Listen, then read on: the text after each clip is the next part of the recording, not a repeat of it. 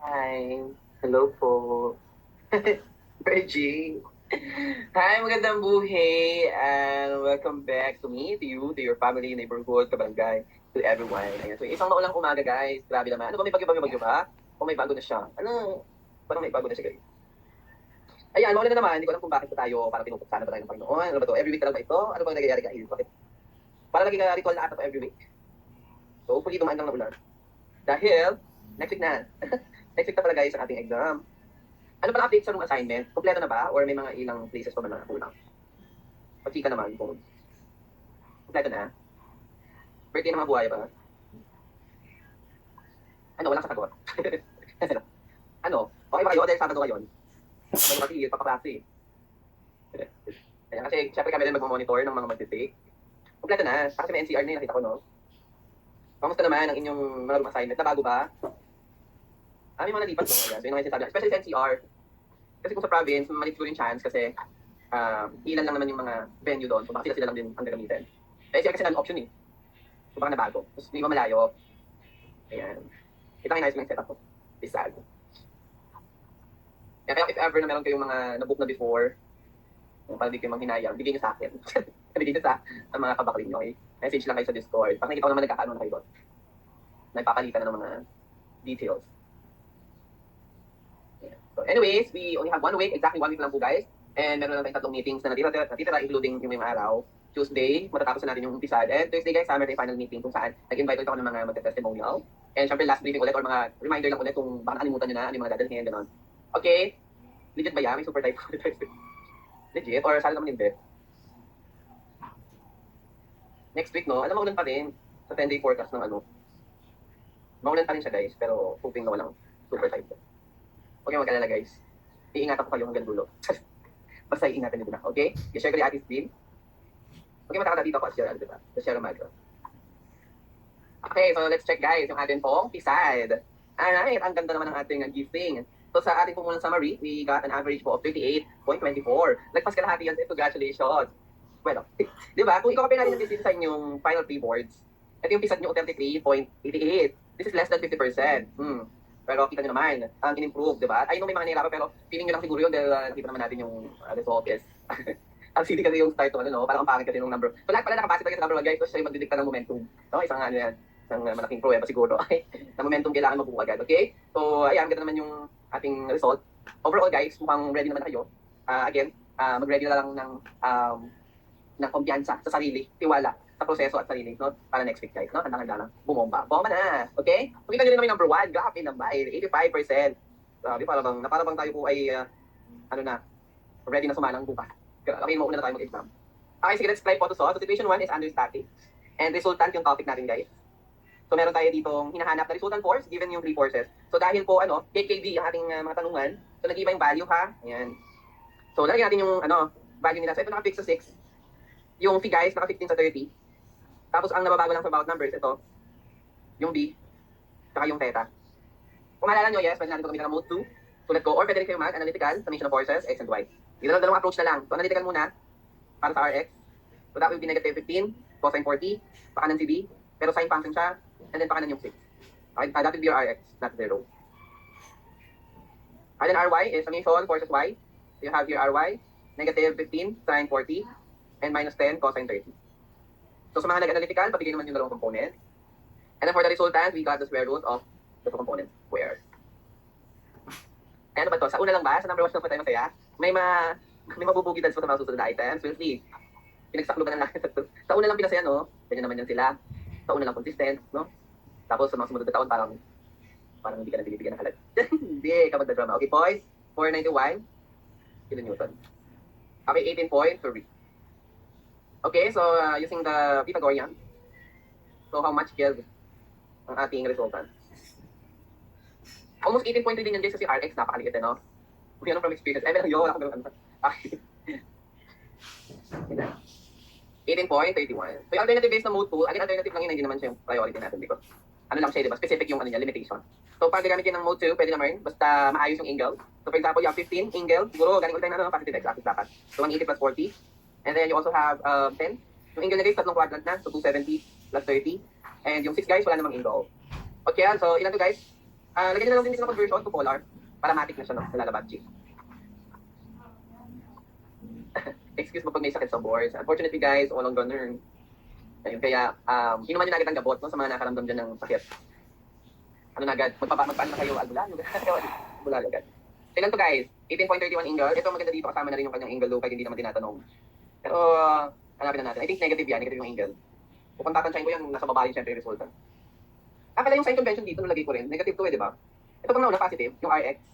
Positive na yan. O negative din. Yung 0.49 mo. Negative din, no? Yung pala nalagay. So, nasa third quadrant siya, guys. Kasi ito pa kaliwa, ito pa baba, no? So, expect nyo dapat third quadrant yung Ingal low. Okay? That's it.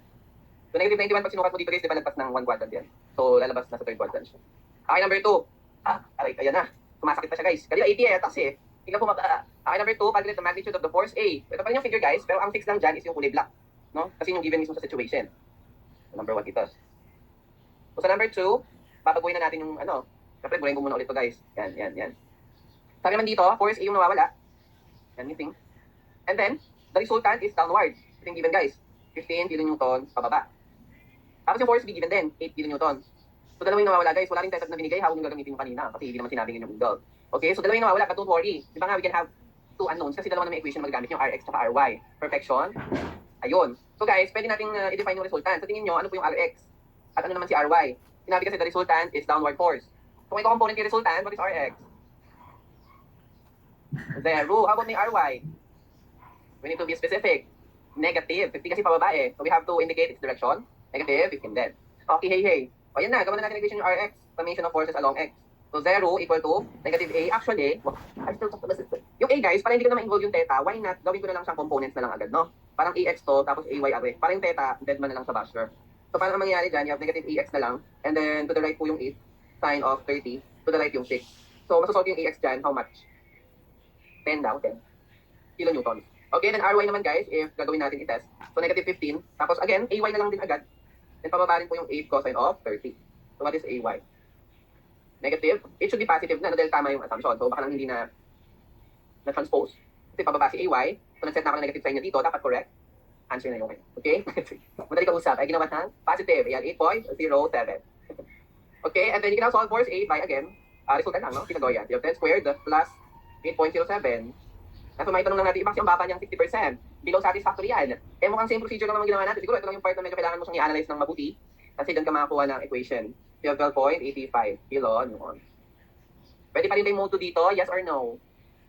May alternative tayo kanina. So pwede rin ba ang mode 2? Ano? Kanina pa ako babad-babad. Hindi po ba nidisama yung Ingal? Actually pwede, guys. Dalawa yung pwedeng maging solution. Pwede ito, naka-A cosine theta. Ito naman, naka-A sin theta. Kaya lang same lang naman kasi eh. Diba? Ang pangit lang dito, guys. Kasama pa yung Ingal theta, hindi naman siya tinatanong. Okay? Pwede naman by component. Actually, ganun din magnawa niya sa resultant. By component yun siya sinod, diba? Though pwede rin po yung R cosine theta, pwede rin itong R sin theta R, diba? Pero ginawa niya siyang per component na lang. Parang hindi mo na ma-involve yung Ingal sa number of unknowns, diba? Diba yung mercy? Actually, yes, pwede po. Because, ang limitation lang naman ng mode dapat na lang yung nawawala. Eh, ito isa lang po yung force A, diba? Tapos yung corresponding angle niya rin yung nawawala. So, perfect na perfect yan. So, try natin, guys. For force A, that will be the summation of forces pa rin. Pero resultant po na minus yung forces ng mga kasama niya. Try natin. Ang resultant po, guys, pababa, no? So, ano kayang angle no? Relative to the positive x-axis. Kung downward ang kasagutan ng ating test. Di ba negative 90? Agree ba ang lahat? Chill. Kasi pababa, guys, eh. Kung pataas kaya ito, anong direction? Dito super positive, no? So, depende sa direction, guys. Malinaw naman na indicate that it is a downward force, no? Okay, so negative 90, agree naman. Ang direction ni R, papunta po sa, or galing sa positive x-axis. Then minus, lagyan ko lang ng parenthesis, guys, kasi may dalawang force pa na given. So, you have 8 here, angle, 270 plus, or actually, pwede namang dalawang beses natin mag-minus pa. Hindi masyadong madami yung angle. And then minus po tayo ng 6 with angle there. Ayan, ilan lalabas dito, guys? Tapos convert nyo na rin into polar. Aray po, hindi yan. Okay, and then convert nyo. Lagyan nyo yung nakikita nyo sa screen. Tapos, convert nyo lang to polar. Yes, kung makikita nyo 12.85, angle negative 141.09. Kung ito-drawing ko po yan, kasi kung mapapansin nyo kanina, yung sinetong direction tama naman, no? So, ang itsura po niyan from the positive x ay pag-ganito. 141.0. So, tama naman, no? Ito po yung ating A. So, tama yung drawing natin kanina, the girls. Nandito si AY at nandito si AX. Perfect. So, anong angle theta? Kung sakali, guys, na pinapatanong yung angle theta, what is the answer? Hindi ba 180 minus 141.0? Pero buti na lang, A lang naman yung tinatanong na yung force. Pero kung sakaling theta, guys, solvable din yun. Anong sagot dito, guys? 38.91. Yun yung corresponding angle ni A. Kung dito naman, gagamitin nyo yung dalawang to. Ilan yung angle? inverse tangent ng 8.07 saka 10. Ilan na lawachi? Kasi baka may mga gumamit ng angle theta na 40 ha. Again, this is different. Kasi number 1 condition yun eh. So sa number 2, nag-iba na po yung setup. So 38.9. So same lang diba na nasolve natin here. Kaya, perfect. Buti na lang, pwede rin pala si Moto. Basta limited lang siya guys na isang force lang yung nawawala. Corresponding din yung angle dapat niya na nawawala. O last, number 3. Ayan, medyo tumaas naman. Bumawi. Okay, so how much is the angle theta daw? If the resultant of 3 forces is 26. So sinabi lang resultant guys, pero hindi sinabi kung anong direction. So meaning nawawala yung theta r. So copyin ko lang to. Tapos may mga given forces tayo. So papalitan ko lang ulit yung mga given na yung mga kulay pula. Kasi yung kulay black, ano naman yan? Fixed value from the given situation mismo. Okay, so ang A ko, 12. Yung B ko, 16.6. Tapos wala na, yun no? Ito nawawala. Eh, syempre dapat dalawaan nung, di ba? Dalawang force natin. From positive x reference. Yes guys, lagi naman. Positive x-axis lagi. Kaya yung result natin, nakita nyo doon din galing. Okay? Ayan. So, anyways, another given guys is the resultant with 26 value. Kaya lang, yung theta r nyo guys, hindi naman given. Nawawala chi. Ano pwede guys? Buuin. I think pwede tayo mag-Pythagorean theorem, no? Kasi may r tayo, so pwedeng r squared equal to rx squared plus ry squared. So, bumuo tayo ng equation na meron po rx saka ry. Okay, Hazy? So, create mo na equation ni rx, ang ng forces along x. Log will be negative 12 cosine theta. Another horizontal, 16.6, sine of 30. And another 4, 6 kanan. And then for ry naman, you have here negative 12, so summation forces of y. So, negative 12 sine theta minus 16.6 cosine 30. Then, wala nang ibang vertical force. Then, salpak nyo lang dito. Salpakan na. So, 26 squared equal to, inabuo nyo expression dyan guys. Copy-paste nyo na lang. Sana o, naka-copy-paste. Ganon. Okay, then quantity squared. Plus, syempre yung ry. Copy test 2. And then, naka-squared din. So, the only variable here is your angle theta. And pag nag-shift solve kayo, ano ito nyo kakalimutan na maglagay ng initial value because angle is considered higher degree, di ba? Na marami po ang roots na pwedeng ibigay. Baka makasolve kayo ng 100 plus, mga 1,000 plus dahil sa coterminal na concept, di ba? So, basis sa choices, marami naman siya, nasa around 50 and 70 lang naman yung possible answer. So, pag nag-shift solve kayo ha, lagyan nyo ng let's say 60 para at least gitna ng 50 at 70. So, lalabas naman daw ba ang 59.2? Pwede ko yan. Okay, mas. Ayun lang. Perfect na yan. We can proceed situation 2. Yung situation 2 po ay extrema, under shear and moment, no? So, let's see. Mukhang ito parang familiar na kasi may mga ganito tayo na-encounter, no? Number 4, 58 ako binal. 58%, 57, and 56. So, mukhang nabudol tayo dito, guys. Sa situation 2. Okay, check natin. Ang hinahanap no, maximum shear, maximum moment, tapos distances ng ikimpang pala. So, okay lang ba? I-drawing ko yung shear and moment diagram, guys, para at least mas makita natin yung magiging kaganapan ng atin pong... kasi pag dinawin ko yung shear and moment diagram, lahat ng tanong dito masasagot ko na. So, at least, ang lahatan naman siya, hindi naman maksaya yung oras natin sa pag-drawing. Okay, sige. Copy test ko muna to. So, you have a weight here, guys, na 224 kilonewton per square meter. Eh, kung gusto ko siyang gawin line load, kasi di ba ito dapat naka-kilonewton per meter? So, paano ko i-convert yun, guys, sa small letter W? Kasi, guys, ganito yan na in 3D, nakaganito siya. Naka-3D kasi yan eh. Papansin yung ating given. Tapos, ito yung 7 meters. Ganon. So, yung reaction dyan talaga, guys, naka-3D din. Tapos, yung applied load, naka-3D din. So, ganon. So, kung gusto ko siyang tingnan lang, guys, sa isang perspective, anong gagawin ko nga ulit dito? Ito yung W talaga, guys, na binigay, 224 kilonewton per square meter. So, gusto ko lang siya gawin small letter W. Ano nga ulit yung gagawin dyan? Tributary weight, kasi gusto kong matanggal yung ano eh, di ba? Ganon, okay? So, you have here 224 kilopascal yan multiplied by 7 meters. So, ilan muna si small letter W? So, lagyan ko ng dimensions din, no? 2 meters, 3, 4, 3 meters, tapos 4. Ay, di pala, 2 pala to. So, 1568 kilonewton per meter. Tamachi. O tapos guys, yung reaction dito, tawagin ko na ng Q. Ay solvable by summation forces vertical, di ba? So, you have Q pataas. Ang total length, ilan ba yung total length niya? 2, 3, 5, 10, 14. Then minus dalawang W ng length ay B. Meters, no? Ilan yung Q, guys? Ayun, pwede ko na siyang gawa ng, shear and moment diagram. 672. Di ba niya? Lagyan ko na ng value, So, 672. Saka 1.5, okay. Oh, first part. Kasi, ano yun natin ito, no? Segment per segment. So, dito muna, dito. Mabilis na naman din bubuin yung shear diagram nito, guys. Kaya, wala kang tamarin. Pampalok yarn. Tamarin. Okay, and then, try natin yung unang part. So, unang part, 672 by 2 meters. Ilan yon? Paangat yon, linear, di ba? Lagyan ng computation details. 672 multiplied by 2. 1344. Yan na, mukhang nakikita na natin ang buong liwayway. Taas natin. Mukhang nakikita na natin sa choices yung 1344 at mukhang nakakulay-kulas siya. So we're not check double check natin kung siya na ba talaga yan. O next, from 1344, may madadaanan tayong 3 meters, dalawa. Isang pataas, isang pababa. So pataas muna, 672 by 3, then pababa, 1568 by 3. Ilanis, negative, 1344. So mamimirror lang siya. Mamimirroring, ganon. O next, isa lang ang madadaanan. Di ba? Yung 4 meters lang na reaction. So, Gilanis. 1, 3, 44 na naman. Ako parang isa na lang talaga ang sagot dito. Parang na-expect ko na yung dulo, guys. So, 1, 3, 44. So, 1, 3, 44, may madadaanan tayong pataas na 3 at pababang 3, 10. Malamang negative 1, 3, 44. Ito totoo. Okay, so negative 1, 3, 44. Parang na nanaginip. And for sure, yung ating last one should verify na magsasara na po ang bukang. Wait. Okay, so plus 672 by 2. Zero. Di ba? Pinakasarap na feeling yan. Yung maisasara mo yung gate. Di ba? Ayun na. Eh di may sagot ka na sa 4 kasi lahat sila top na top pala eh. No? So, Vmax will be 1, 3, 44. 1, 3, 44. Kilo, Newton. Ayun. Ayun. Okay, ang sumunod na sagot guys, letter A. Baka reaction yung naisagot nyo doon, no? Kasi 28%, almost 1/3. Tama? Mali yun. Okay? Next, moment naman. Siyempre, andito naman na tayo. So, magmo-moment na tayo. Yes. Ayan, anibagong ano na naman, mga bracketing. Ayan. So, total, nag-diagram na kayo. Eh, di mag-diagram na rin tayo sa moment. Madali lang din naman, puro triangle. So, lagyan ko ng dimension. So, tingin nyo pala, anong dimension? Ito kasi 2 meters lang naman talaga ito, di ba? Eh, yung dito guys, kasi nahati siya eh. Yung 3 meters kanina, nahati. Ano sa tingin hatian dito? Half-half lang, di ba? Kasi ano naman, same height. So, lagyan ko na ng 1.5. Ito yung gitna. From 4 meters, half-half lang din. So, 2, 2. Ito ulit, 1.5, 1.5. So, actually, yung diagram natin guys, parang simple lang kasi symmetric. Yung isa natin na-solve na passport din to guys ha, passport tong sinosolve natin yun. Passport din yung last time na unsymmetric. Di ba meron tayong ganyan naman? Mas mahirap pa nga to eh kasi unsymmetric yung shape niya. Alala nyo to? May ganyan tayo eh. So yan, yung dalawang yan ay bigay na ni Mami ilang beses rin nauulit. Mas madali to guys, no, yung binigay natin symmetric. So anyways, ayan. So meron tayo ditong dimensions ng bawat triangle, pwede tayo mag-solve ng mga area ng system. So una, for triangle positive, 1/2, try nyo nga solve, 1/2 ng 2 ng 1, 3, 44. Ito yung para sa shear diagram, ito yung para sa moment diagram. Ilanis, 1/2 ng, 1, 3, 44, cancel yung 2, no? And anong itsura guys? Pag ano o pag ganito, mamaya natin pagdesisyonan. Basta sa ngayon, may value tayo. Check natin kasi kung ano yung maganda i-drawing. Titingnan natin siya based on the aesthetic, di ba? So this is 1, 3, 44. And makikita nyo, another positive area. So from 1, 3, 44, dadagdag naman ako ng another triangle. 1.5 yung base, 1, 3, 44 yung height. Gilanis. 2, 3, 5, 2. So dito yung guys tatapat. 2, 3, 5, 2. Ayan po kung may mga nakikita tayong values at points. Okay, and then next po, mababawas yung same amount. E di babalik ka sa 1, 3, 44. Kasi parang dagdag bawas eh, no? So, kung ilalagay ko yan sa computation, 2, 3, 5, 2, minus tayo ng 1/2 by 1, 3, 44 by 1.5. Siyempre, babalik yan sa ano? 1, 3, 44.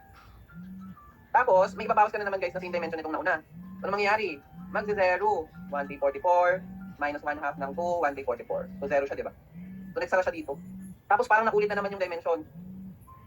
So, anong magandang drawing guys? Yung maximum na. So, pag ito na lang, parang mas maganda siya i-drawing pa ganyan. Ano ba, kinakaman ako? Parang prototype na to guys. Ano, ang saya nyo na naman. Ang aga-aga. Okay. So, yeah, ito po si Sierra Madre. Ito pala yun. Siya na pala yun. Okay, so 2, 3, 5, 2 will be the maximum moment. And that is in kilonewton meters. Okay? And for the last question, ano daw this is from the left end, yung flexure equal to 0. Yung flexure magiging 0 yan guys when the moment is also 0, di ba? Kasi pag nag-solve ka ng MC over I, kung wala kang moment, wala kang flexural stress. And obviously guys, nandito po yung M equal to 0. Na kung ilolocate ko from the left end, gaano po yan kalayo? So you have 2 plus 3 plus 4 over 2. 7 meters. So yun yung para sa number 6. I think number 5. I think number 4. Okay, hey. Ayan, kamusta po ang inyong experience? Kasi ang baba natin. Na-drawing nyo naman ba yung diagram? Or ano, nagkaka-isolate ba kayo? So still need ba sa uluhin ng mga factor of safety? Mas safe guys, syempre kabisaduhin yung mga factors. May times kasi na hindi na binibigay. Pero may times naman na provided. Pero just to be safe, yung mga, typical, ayan, memorize. Pwede po bang hanapin yung zero shear para sa maximum moment? Pwede naman guys. Kaya lang kita nyo dito, ito yung zero shear, diba? Kaya lang may zero shear din dito, oh. And kung makikita nyo yung zero shear dyan, tumapat saan? Sa zero moment din. So baka mamaya ang masolve yung moment, zero din. Diba? Pwede naman yun guys, kaya lang, kaya ako nagda-diagram para makita ko lahat. Kasi diba pag nagka-cut isolate kayo, ang laging nang iisipin dyan, saan ako magka-cut? Dito ba, dito ba, dito ba, dito ba, o dito. So di ba maraming option? So yung shear diagram kasi will help you talaga to identify sino yung pinakamalaki. Tapos sabi ko kanina, using the diagram, ano rin naman siya guys? Yung tatlong tanong na rin naman yung masasagot natin. So wala namang problem. Kaya naman, pwede naman dito guys, di ba na-visualize nyo yung shear diagram. Tapos from there, sa akin mag-cut isolate. Ano ba nakikita nyo? Ay dito siya mag-pick point. So doon ako magka-cut. To solve for the shear max, moment max, mga ganun. Okay po, may wedge shield. Or pwede rin backstop, for example, ito sa number 6. Gusto mo ng moment 0. So lahat ng distance dito, try mong i-cut, then mag-solve ka ng moment kung 0 ba siya or may value. Pwede rin yung ganun, okay? May wedge shield. Pag ang length ng zero shear ang hinahanap, ano yun? Tanong ko, kapag length ng zero shear, what do you mean length ng zero shear? Yung location ng zero shear. O pag location ng zero shear guys, yun po ang maximum moment. Pero iba yung point of inflection ha. Ang point of inflection is zero moment. Baka pag mix-mix nyo na, okay? So when you say point of inflection, that is the zero moment. Pag sinabi yung zero shear, maximum moment naman yun. But not all the time, kasi tulad nito, zero shear to, di ba? Pero bakit maximum moment nito zero, hindi naman maximum? Kasi guys, ano bang concept ng ano natin ulit? Ng pag-equate ng zero, di ba ano yan? Maximum and minimum point ng curve, di ba kung sa calculus? Maximum minimum ng point. Eh kung titingnan nyo nga naman sa drawing, tama pa rin naman, this is the minimum point of the curve. Parang nakikigamit lang tayo ng concept ng calculus, di ba? Kung saan yung zero shear corresponding sa zero slope ng curve. Okay? Pag kasi yan tumawid guys, halimbawa ganito yung drawing nyo, ganyan. Siyempre yung minimum point ngayon, meron ng value at negative maximum. Nagkataon lang for this problem, yung minimum point, tumama lang din sa zero moment. Kaya siya nagkaganyan. Okay? Malinaw. Yan, pwede nyo tandaan yan kasi ano naman yan. Sa lahat ng board exam na ganito po yung drawing. Laging ganito ang moment diagram guys. Kahit isa-isa yun sa CRM, no? Ano siya talaga, ganyan siya nagbe-behave. Basta symmetrical, tapos kahit ano yung distance dyan, it will be something like this. Yung kanyang moment diagram. Even yung shear, laging symmetrical. Anyways, next question pa ba? Pwede mag-proceed, situation 3. Ayun, sige pa guys, nakalimutan mag-multiply na tributary. Dahil sayang naman yung nakalagay dito guys daan. Na Y. Tapos ito rin, yung kanyang unit guys, doon naka-kilopascal. Kaya sayang. So doon naman nadali yung iba. Pwede rin bang solution i-convert yung double sa point load? Pag kasi nag-convert kayo guys ng point load, ano lang, yung resultant lang yun. Pero hindi talaga siya yung nagbe-behave na force sa beam. Remember, for a beam, iba yung deflection ng uniform load sa deflection ng point load, di ba? So pag kumukuha kayo ng deflection ng uniform load, hindi naman natin siya kino-convert sa point load, tapos ginagamitan ng PL cube over 4 KPI. Because iba yung behavior niya, iba yung pagkaka-distribute niya sa kahabaan ng beam. Okay? So hindi natin i-convert. Yung pag-convert guys ng point load, sa pagkuha lang ng reaction yun possible. Pero when it comes to the behavior of the beam, such as shear and moment, even deflection, you must use the actual loading condition. Okay? Siguro sa pagka-cut isolate guys, possible siyang tumama. Oo, pero yung sa pag-drawing ng shear and moment diagram, you should use the load. Pag nagka-cut isolate, kasi di ba pag nagka-cut isolate ka naman, halimbawa cut isolate ka. Siyempre uniform load na to, di ba? Imumultiply mo rin naman sa length niya, so magiging point load kasi lever arm mo.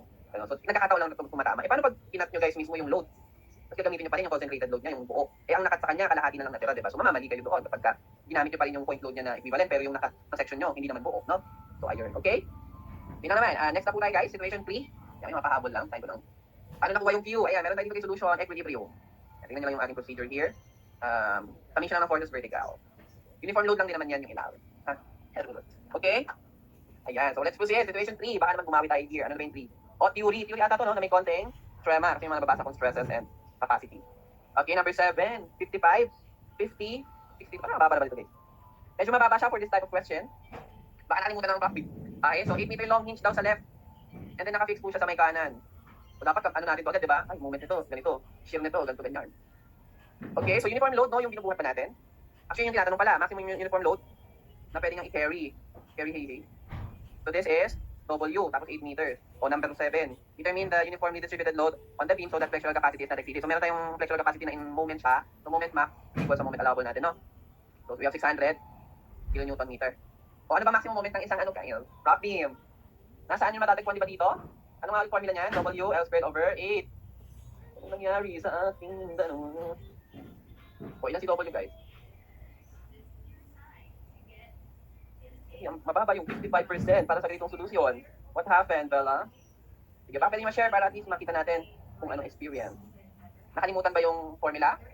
Is it the formula? Or kung makalimutan nyo kasi yung formula, ano pang other way guys ulit para makapag-solve? We can use 3 moment, di ba? 3 moment equation. Actually, ang drawing yun, di ba? Kung moment diagram, guys. I-complete ko rin ulit. Ang moment diagram, ang shield diagram niya, guys, pag ganires. Tataas to dahil sa reaction nito. Dalawang reaction yun. Paangat yan. Tapos bababa dito, di ba? Pag ganon. Perfect. Ganyan. Tapos sa moment naman niya, mga antimaloy. Ayan, positive to. Paangat yan pag ganon. And then bababa, T. Paangat. Bababa. So ito, W squared over 8, negative maximum. How about ito, guys? Yung dutong. Positive maximum, anong formula naman? Positive maximum 9 over 128. Sa dalawang to guys, anong mas delikado? Yung 1 over 8 o yung 9 over 128? See, what's up may negative, diba? Yung negative ang mas malaki dyan. Pwede compare yung coefficient in decimal form. Mas critical po. Eh di ba pag nagde-design kayo, dapat maximum. Kasi yung pinaka-delikado. Pag ginamit yung 9 over 128 guys, malaki yung double yung masosolve. Anong lalabas pag yung 9 over 128? 133. So mas malaking kaya niyong buhatin kasi hindi lang sa delikado. O kung nasolve nyo man yun guys, 133. Kung pipili kayo ng load na ipapabuhat para safe, anong pipiliin nyo? Yung magano, yung mabigat? Para safetyness. Di ba yung mas maliit? Kasi bubuhat siya, di ba? 75 pa rin yung mag-govern kahit isolve nyo parehas. Alright, so doon na nadali yung iba sa letter C. Ano pa? O kung ano naman guys, TME, sige, bigyan natin ng alternative approach kasi baka iba nga po ay nagbabawas ng memorize. Kaya lang typical kasi practice, kaya sabi ko before, malaking edge if ever na kabisado yung behavior niya. Pero again, kung mental block man, let's say kabisado nga siya sa review, biglang na mental block naman. So by 3 moment equation, lagyan natin ng lettering. So A tsaka B yan. So ABB prime, no? Yung ating pong ABB moment. So you have 0 moment sa A kasi exterior hinge, plus moment sa B guys. Anong moment sa B? Naka-provide 600, negative 600. Yun yung allowable, no? Okay, and then length niya po ay 8 lang. Tapos wala tayong moment sa B kasi fictitious yan. Plus, WL cube over 4. Then wala naman tayong wala rin naman tayong load sa kanan. So ilan yung W dyan guys when you solve? Diba 70? 5 din naman. So, walang problema kung dumaan kayo sa concept or dumaan kayo sa derived formula. Mas mabilis lang syempre pag derived formula. Ayun ha, reminder lang to kasi ang baba ng 55% para sa ganitong typical questions. At least medyo tapik-tapik lang. Okay, last. So next, number 8, shear capacity naman. O sa shear guys, kabisado nyo po ba yung reaction sa left and right? Anong reaction sa left? 3H. So, hindi may nagbabanggit ng 3H. Reaction yun. So, kaya hindi ko siya binabanggit sa moment kasi hindi naman siya sa moment. No, yung 3H po ay sa reaction ng support. Ayan, WL. About sa kanan, ano po ang nire-react? 5/8 of WL. So, pag nag-shear diagram ako guys, obviously, kukopihin lang natin yung reaction, no? Kasi magkabilang dulo naman yun eh. So, 3/8 of WL, pagbaba, 5/8 of WL. So, anong mas malaki? Ano ba ang critical for Pmax? Na equal daw sa 650. Yung 5/8. Di ba, Nes? So, 5/8 of WL equal sa 650. Yan, so number 8 guys, mababa rin po ang 50%. We got it. Ay, naging 50 na lang. Okay, so 130 kN per meter. Pag ginamit niyo yung 3/8, anong lalabas na W guys? Mas malaki at chi, di ba? Try niyo po, kung 3/8 WL yan, 216. So, kung ano yung anong load papabuhat natin, mas malaki or mas maliit? Mas maliit, di ba? So, compared sa 130 and 216, to 130 yung mas safe. Malinaw at chi, kasi yung iba ata ginamit daw 3/8. Tama. Ayun. Kaya si balik 3 moment, yan okay lang yan, walang problema guys. Kasi same result naman yung masusolve. Ayun. So, iba naman, maximum positive yung maximum positive yung nagamit sa moment sa cashier, alay kumanes. So, masakit yun guys, kasi nandun na kayo eh, may na-memorize. Actually, mas mahirap na i-memorize to eh, no? Compared sa 1/8. Ayan. No? So, ayun. Siguro pag ano na lang, pag very specific yung tanong. For example, what is the load to be carried based on positive bending? Yan, pag may mga ganung term guys, yun. Ibig sabihin specific siya na, ay, ito yung kailangan kong gamitin. Pero pag ganyan general, syempre, you look into the whole structure at ano ba yung makakaranas ng critical. O, yun yung dinidesign natin. Okay ba? Naiintindihan? Sabi, tatapunan na matataas. Bakit sa situation 2? Ayan, so lagay ko lang muna dito ha, 130. Kung nakalimutan niyo yung 5/8 guys, again take note, meron naman na kayong T moment kanina at marirecord yung WL squared over 8. So pwede naman kayo mag-derive, di ba, nung simpang karat, nung reaction. Okay po? Ayun. Yung iba pala, mali lang din yung na-finalize, no? Nasolve siguro parehas, then napili yung malaki. It's incorrect, because hindi siya safe sa lahat. Number 9, last sa atin pong tanong. Yan, medyo tumaas naman sa 60%. And then this time given yung load, ano wala, deflection. So what is the maximum deflection guys for impact beam? Meron na tayong derived formula para dyan. Kung nakalimutan guys, medyo magko-conjugate lang tayo dyan, di ba? Pero ayun, W sabi natin, ano naman to, di ba? Pwede natin i-memorize, 185 CI. So kung may W kayo guys, 210. Yung length po niyan, 8,000. And then you have 185. Yung EI natin guys, given na, naka-Newton mm square na rin sa. Maras direct sub na lang ang gagawin yun. Ilan? Anong edit? Ang totoo ba ito nababasa ko talaga? Nalagilip ako. 87.7. Okay, so you have here millimeters. Ayan, bata na tayo ng cm. Paano kapag 3 moment ang ginamit sa 8? Actually guys, may derivation na tayo niyan before, no? Kaya kasi tatagal tayo kapag pinakita ulit natin. But ang idea doon, di ba ang gagawin niyo po? Di ba may moment na kayo dyan, WL squared over 8, may W kayo dito. So hanapin niyo muna yung reaction dyan. May summation ng moment dito sa may fix, no? Left and right, equate nyo. Tapos summation force vertical to get the other reaction. So literally guys, kung anong procedure nyo sa 3 moment equation after nyo ma-solve yung isang moment, then you solve naman for the reaction, di ba? By cut isolate. So, pwede natin ma-derive yung other reaction. And I remember din nila ko na yung guide ba? Atin pong, I think, theory. Sabi may 3 ano dyan. Dito ba yun? Kasi sobrang typical na po niyan eh. Ayan. Ito ba yun? Basta balik ko lang dito guys. Kung may mga nakakalimutan ha, pwede naman. Sabi nga, nirecord naman natin kung paano gawin anti-moment and cut isolate lang if ever. Ayan. Basta kung nakuha nyo yung pre-moment sa 7, idudugtong nyo lang yun sa 8. Diba? Kung paano nyo na, kasi ang gagawin nyo lang naman dito, wala itong 600 din nyo na pwede gamitin, diba? So gawin nyo na lang variable na MB. Tapos gawin yung MB in terms of W, tapos gamitin nyo sa number 8. Okay, JJ. Even itong delta max guys, I believe na-derive ko na rin yan gamit ang conjugate method. So kung paano natin siya ginawa by conjugate, ganun nyo lang din siya gagawin dito. Yung mga nagbalag yung ano. Ayaw mapindot ng ating pwede sa atin. Ayun na naman yung pen natin na.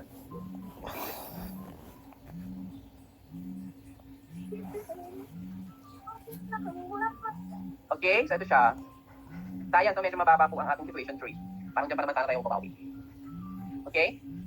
O next, situation 4. Oh, files. Kung may design na. Buti naman, pang-apat na situation pa yung design, no? Hindi tayo agad nabuhidan. So, ayun. Kamusta kaya ito, guys? 10, 11, 12. Hindi pa totoo. Hindi pa totoo. Ano yan? 27. Kasi hindi pa siya yung majority. Aray ko. O, number 11, guys, majority naman. Pero, ang haba naman ng 33. Ano nga, dito pa tayo nabarang. Number 12.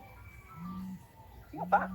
13%. Baka naman, mali lang yung ano dyan, guys. Baka mali lang yung answer. Check natin later, guys. Kung mali. Base pala sa ating pinaka-perfect.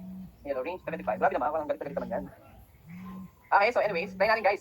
Situation number 4. Edited. Sige. Let's talk about muna tong number 10 guys, kasi ang baba 27. So hinahanap po, critical beam shear stress. Buti na lang may binigay here. Beam shear. Anong value to guys? Nominal yan parehas ha. Tapos kung bibigay sa NCT, nominal value yung mga allowable doon. So for this item, hanap muna tayo guys. Situation 4. Ang malungkot ata dito, isa siyang rectangular pa yung pile cap natin.